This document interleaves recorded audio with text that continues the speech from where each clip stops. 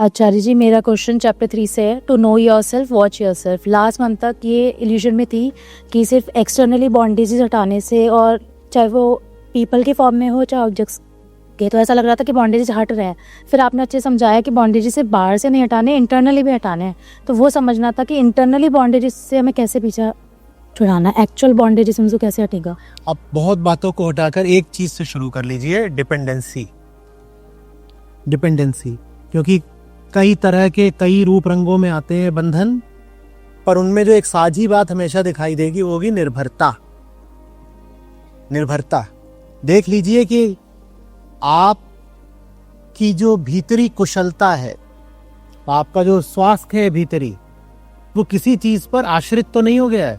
माने उस पर शर्त तो नहीं लग गई है कि अगर फलानी घटना घट गई तो मैं भीतर से हिल गई।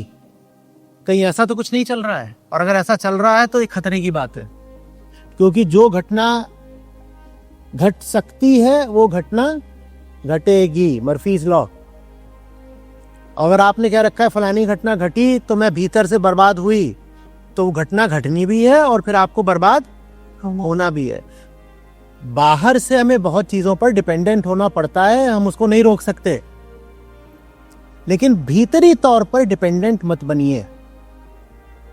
भीतर कुछ रहना चाहिए जो ऐसा है कि बाहर कुछ भी हो जाए ठीक है, ठीक है, झेल लेंगे, जी जाएंगे, सो लेंगे। हाँ, बुरा लग रहा है, ये हो गया वो हो गया, पैसा जा सकता है, इज्जत जा सकती है, ये सब चीजें होती हैं दुनिया में, लेकिन इसका ये मतलब नहीं है कि हम भीतर से ही क्रश हो गए। भीतर से तब भी हम बचे रह जाएंगे।